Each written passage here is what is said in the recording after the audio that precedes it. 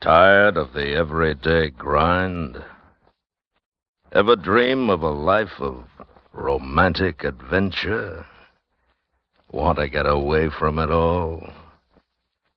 We offer you Escape. Escape, designed to free you from the four walls of today for a half hour of high adventure.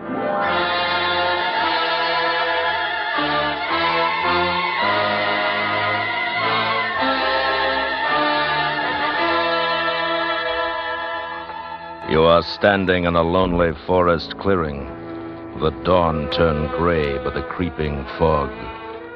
While standing only yards from you, his eyes filled with his hate for you, is a man who's come to take your life.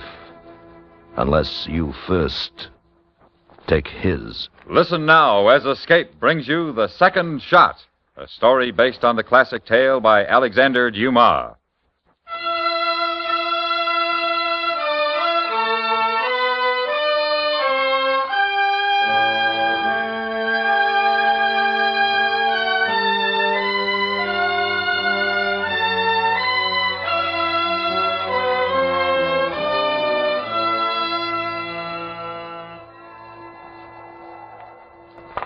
Are you ready, gentlemen?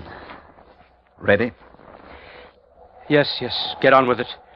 There is no way by which you can compose your differences, settle your quarrel, except by this. Lieutenant Daumier. There is none. Lieutenant Moussin. I am not the challenger. Lieutenant Daumier is. If my opponent wishes to withdraw at this point with a certain loss of honor... The lieutenant forgets himself. My apologies. Monsieur, will you be kind enough to proceed? Very well. Your seconds have examined these pistols and pronounced them perfectly matched. They are loaded. You make your choice, Lieutenant Daumier. This one should do nicely. Lieutenant Moussin. Gentlemen, you will take your places. Here, where I have planted my saber in the ground. Back to back, if you please. You will raise your pistols to shoulder height. Hold them pointed upward. Good. Now the terms of the duel are these. On Major Cul's count, you will walk slowly away from each other. On the count of 10, you will turn and fire. Regardless of the effects of the shots, the duel is then declared finished and the quarrel ended. Is that satisfactory to both of you? Quite satisfactory. Yes, of course. Are you ready, Major Cult? Yes. If there's no other way of... Yes, I'm ready. Gentlemen. At your pleasure. Yes, go ahead. 1, 2, 3, 4, 5, 6, 7, 8, 9, 10. Dr. Bajou, hurry, please. See what you can do for him. Your son had a premonition this would happen, Major Cull. He didn't need a premonition. Common sense could have told him. True. Daumier never misses. Well.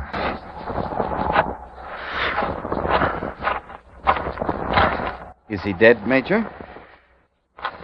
Fact, I think, is obvious. Congratulations, Lieutenant Daumier. Once again, you have distinguished yourself by your excellent shooting. It is unfortunate, however, that you so often see fit to direct it against your own comrades in arms. He insulted me, sir. A man must defend... Good day, Lieutenant.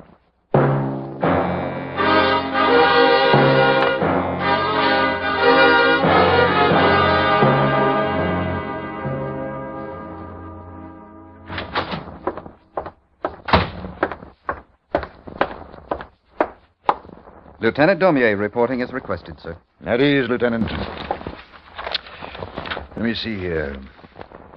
According to this dossier, you were assigned to my regiment some 7 months ago, having just been commissioned from the Academy of Saint-Cyr. Yes, sir. And though the regiment has not been engaged in military action during that period, you have shown exemplary ability in the performance of duties assigned to you. Thank you, sir. Your official record is excellent, and it can be assumed you will give a good account of yourself when we move against Vienna at the end of the month. I hope so, sir. However, I am more concerned at the moment with your unofficial record, Lieutenant Daumier. Sir?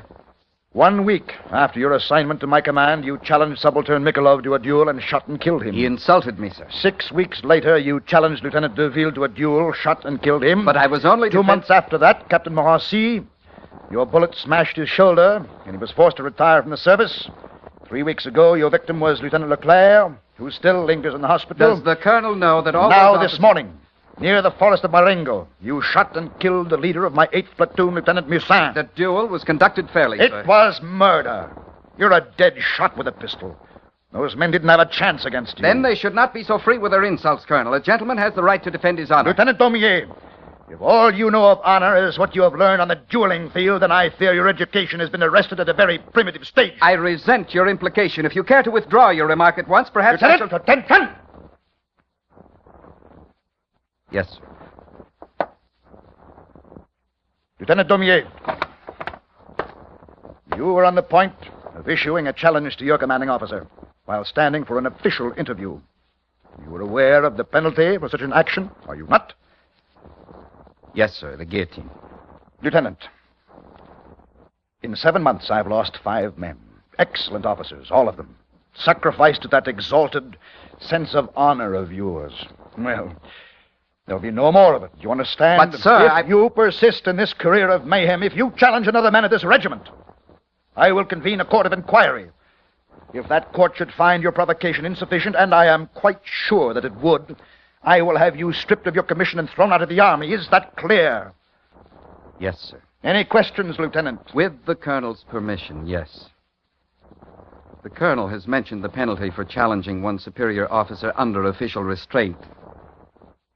But suppose such a challenge should be given in circumstances which are not official, and for reasons which are personal.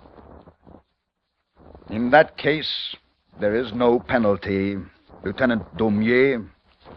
Thank you, sir. Dismissed.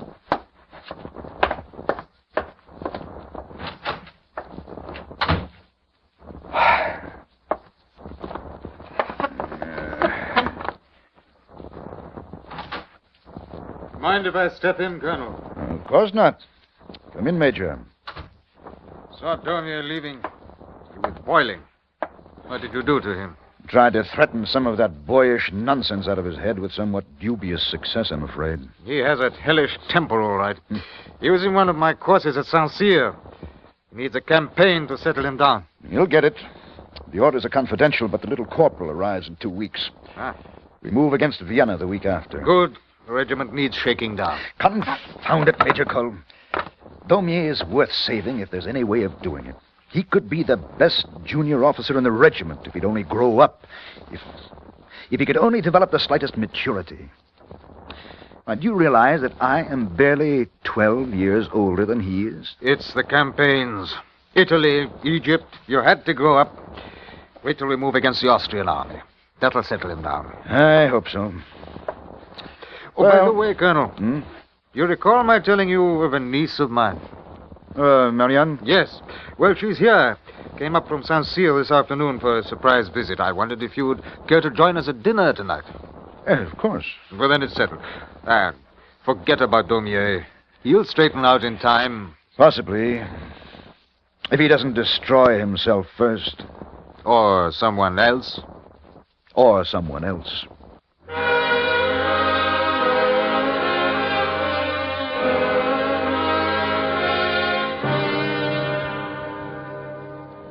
Colonel Perrault, you're a most remarkable man. Remarkable? I've been telling it to Marianne for 3 years now. But the way you described him, Uncle Jean, I had pictured a battle-scarred veteran of a dozen campaigns, tired and worn, and even older than you are. Oh, heaven forbid. But instead I find, well, You, find what, Marianne? no, not another word.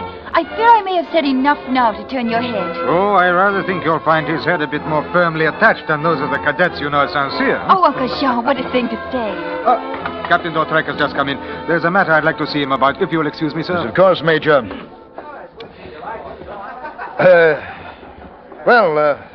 Marianne, how long will you be here? A week, possibly 2, unless the campaign begins sooner. Oh, I know it's a dark secret, but there is gossip, of course. I see. Oh, they're going to dance. Of course I accept. I'd love to. Oh, no, really now. Oh, do come on. There's much less danger in a cotillion than there is in a cavalry charge. Is there? My arm, Marianne.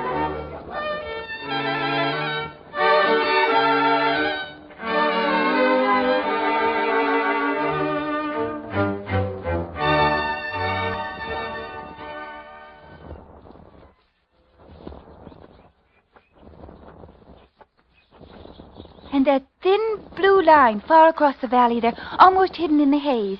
What is that, Colonel Perrault? The Danube. Oh, It's an objective once we open the campaign. the campaign. Danger, death. It's difficult to imagine when everything is so peaceful now. The birds, flowers, even the hills are happy today. And you, my dear? I'm happy, too. Very happy. Then forget the campaign.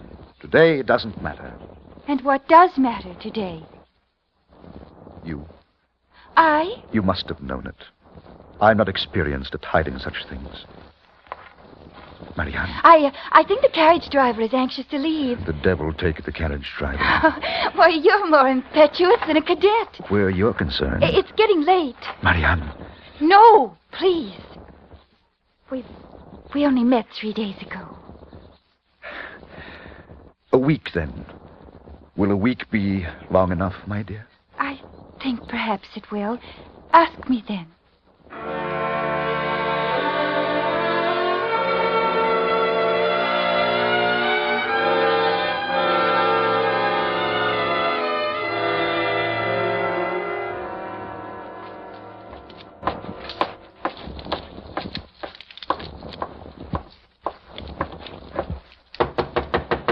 Daumier, are you there? Yes, come in. Assembly and review in 5 minutes. Are you ready? Yes, if I can get this tunic straight. There. Here's your saber. Full review every 3rd day now. Something must be up. The Austrian campaign will move in a matter of days. Mark my words. I hope you're right. Daumier, there's something I think you ought to know. We'd better go. Wait. You told me once that while you were at the academy, you exchanged rings with Marianne Cole, the major's niece, right? Yes, we're planning to be married. She wrote me she'd try to come here for a visit, but so far Daumier. What? Daumier, she's here. Here? She's been here for a week. A week? Where? What's she been doing? Dining, dancing, driving in the countryside, walking in the garden, the usual activities of a girl who's being courted. Courted? By whom? By our commanding officer, my friend. Colonel Perrault? That's a lie. It's true, Daumier. The major introduced her. The whole regiment is known, but they kept it from you. From me as well, knowing I was your friend. I just heard of it. What are you going to do about it, Daumier? We'll see, Armand. Now let's go.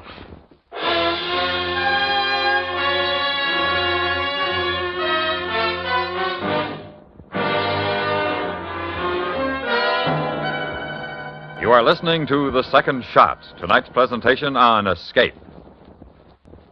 And now, Escape, and Act 2 of The Second Shot.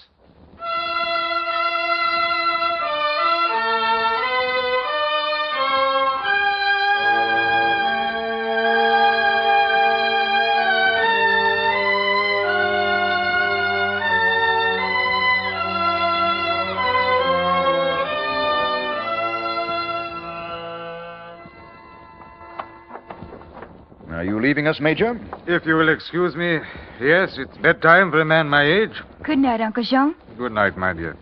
General? Good night, Major. Marianne, Yes? do you know what day this is? Well, it's the day before tomorrow, of course, and a day later than yesterday. But beyond that, I must confess I've lost track of the time. It's a week. 1 week today. You said a week should be long enough, my dear. I did? I love you, Marianne. It seems so strange. For you who have been so many places, known so many women. I don't remember any women. For you to love me, who knows nothing and has been nowhere. The cadets at the academy. Oh, not one of them mattered. Not as you matter, my dear. Marianne. Then you will marry me. Who could it be at this time of night? I suppose we should answer it. Wait, I hear Uncle Jean coming down. He'll see who it is. Good. I'm much too comfortable to move. And the view from here is excellent. View? You, my dear. Oh. Lieutenant Daumier? It's rather late, Lieutenant. My compliments to Colonel Perrault, Major. Tell him I'd like a word with him. And tell him it's personal rather than official. Quite personal. Have the lieutenant come in, Major Cole.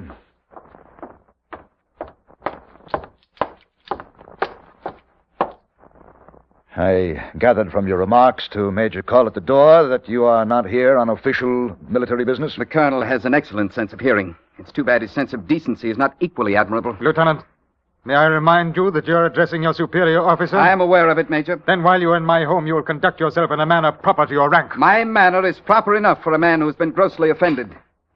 I'm certain the Colonel will admit that the provocation he has given me is... Lieutenant Daumier. Let him talk, Major. What provocation do you fancy I have given you, Lieutenant? I would prefer to discuss the matter without the presence of Major Cole's niece. Daumier, you're being a fool. I was once, but no longer. You know each other? Ask your niece, Major. Stop it, Daumier. We were both fools, mere children. Oh, and now, in less than a year, you have grown up, become a lady, the Colonel's lady, no less. Though you show little regard for his feelings, since I perceive you still wear my ring on a chain about your throat. Take it. Here.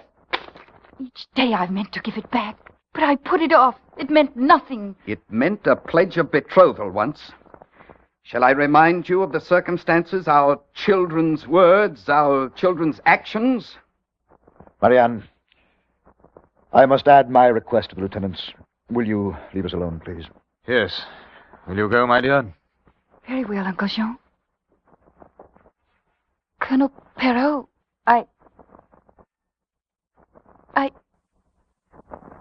Nothing.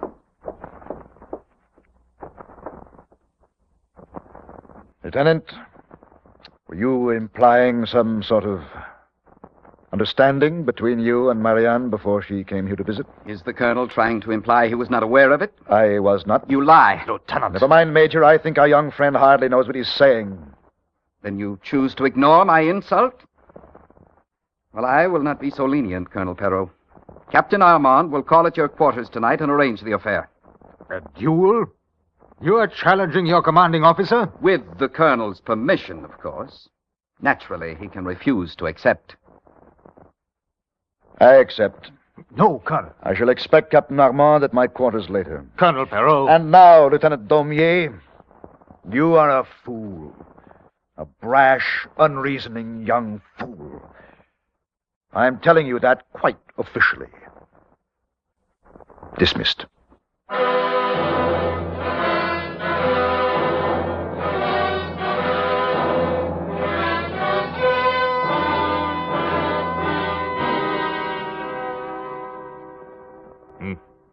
He's taking his time. It's 10 o'clock. Captain Armand is hardly as reckless as Daumier. I imagine it's taking some persuasion to get him to act in this matter. Do as I suggest, Colonel. Demand that the duel be fought with sabers. I saw you on the barricades at Firenze. Everyone would believe the choice was made through cowardice. It's well known that the lieutenant fights with a pistol, so be it then. But he's a dead shot. He'll kill you. The probabilities are in his favor. Then how in the name of heaven can you sit there and be so calm about it? Calm? Major, I am anything but calm. No, not about the possibility of death. I've spent my life with death, cheated it for years. When it comes, and for me it's overdue. It's not death. It's Marianne. Oh, she was young. Too young. Not yet awakened. As she said herself, a childish thing. It meant nothing. I am not so sure, Major. Perhaps the strength and surge of my own feeling may have blinded me to hers. She's been here a week and made no effort to see him. But she wore his ring. You see my position, Major. If I should kill him, it would be a terrible injury to her. And on the other hand, should the result be reversed, her life with him would be clouded forever by the thought that she had brought about my death. Lest you insist on believing she cares for Daumier. I can see no other explanation. Except the obvious one. Marianne. I am not ordinarily an eavesdropper, any more than I am other things you seem to believe I am. Marianne, at this hour, a gentleman's quarters are I think hardly I'm fitting for- amply chaperoned by Uncle Jean. In fact, too much so for what I have to say. I'll wait in the passage outside, Colonel. Keep an eye out for Captain Armand. Do you believe I have played with your affections? Treated your love lightly for some feeling of vanity in such a conquest? I don't condemn you, my dear. My rank, perhaps, an air of experience. Anyone can be misled for a week. I meant what I said to Daumier. It was a childish thing. So there is no reason for this duel, you see. You can't go through with it now. But I have to, my dear. There's nothing else I can do. Daumier is being a fool. Must you be one, too? I have no choice. Under the circumstances, I can only... It's Captain Armand. Yes. Come. Yes, of course. You can go out this way. It's better he not see you here. But the duel, you must not risk your life. Life is risk, Marianne. Now, goodbye, my dear.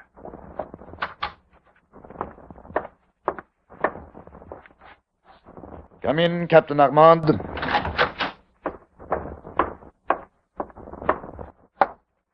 At ease, Captain. Yes, sir.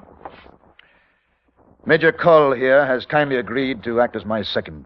The precise details of time and place can be arranged between you. Yes, sir. But as to the conditions of the duel itself, I wish to state definite requirements. This is, of course, my right as the challenged party.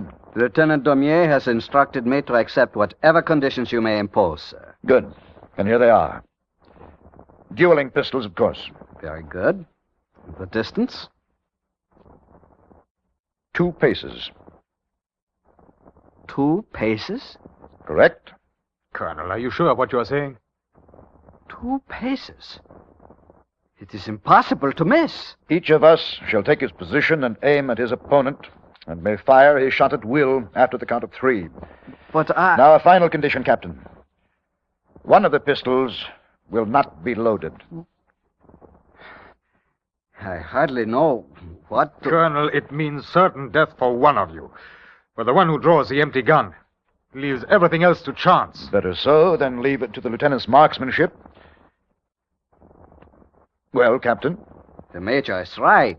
The result is purely a matter of chance, sir. Which is proper, I think, in an affair of honor. Shouldn't fate be given a hand in the matter? Well, do you decline my terms, Captain Armand?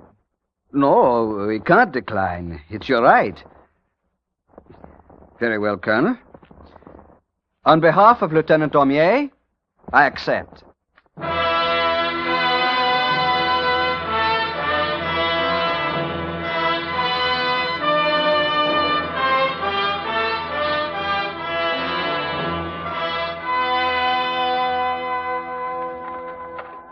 Colonel, you're being as foolish as he is.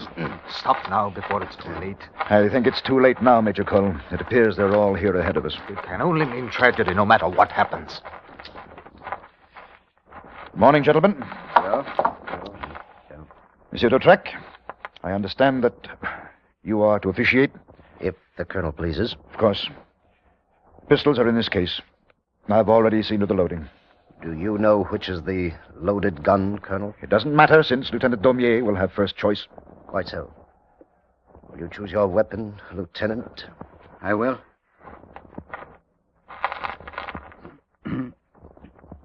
You hesitate, Lieutenant. I was told you always approach these affairs with a certain ease and confidence. This one. That is your final choice, Lieutenant? Yes. Very well. Colonel, Thank you. if you will take your places, gentlemen. The sabers are planted in the ground 2 paces apart. You will stand back of them and face your opponent. Are you ready, gentlemen? At your pleasure, monsieur. Lieutenant Daumier, Yes, of course. Get on with it. you understand that neither of you will fire before the count of 3? Good. Gentlemen, you will take aim. You're trembling, Lieutenant. Did you tremble in your other duels? Count. Go ahead and count. 1, 2, 3. Fate seems to be against you, Lieutenant Daumier. You drew the empty gun. Fire. Fire and get it over with. It's a new feeling for you, isn't it, Lieutenant? Looking into the muzzle of a pistol and knowing it holds death for you. It's a feeling 5 of your previous opponents had. A feeling one learns in campaigns and battles. At the same time, one learns the real meaning of honor. It's called fear, Lieutenant. Fire, you devil. Don't torture him, Colonel. Do as he says. Get it over with. Torture! Is his torture any greater than that he imposed on others? Men who meant no insult to him, but were forced to face certain death from his marksmanship because of his self-acclaimed sense of honor? Is it too bad such drastic measures as this were required to bring to an end your career of slaughter, Lieutenant? Fire. Pull the trigger. We back up you, Colonel. Very well, gentlemen. An end to your last duel, Lieutenant. A misfire. A miracle. No. Quite the contrary. Lieutenant Daumier, next week we move against Austria, and France will have need of all her officers.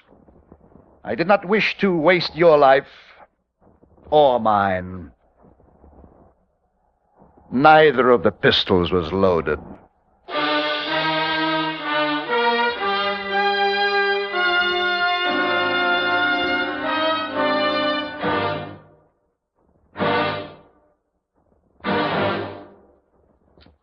Under the direction of Norman MacDonald, Escape has brought you The Second Shot, based on a story by Alexander Dumas, specially adapted for radio by Les Crutchfield, starring John Daner with Vic Perrin. Featured in the cast were Ellen Morgan, Ben Wright, Harry Bartell, Jack Crucian, and Lou Krugman. Your announcer, George Walsh. The special music for Escape is composed and conducted by Leith Stevens. Next week.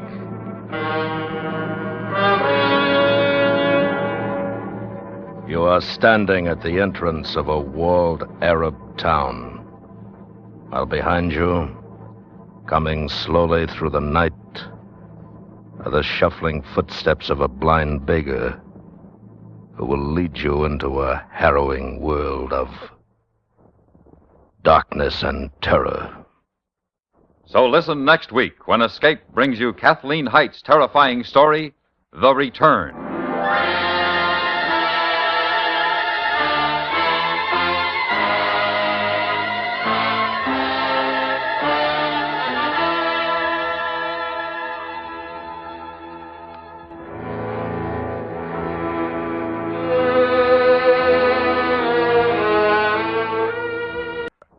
America listens most to the CBS Radio Network.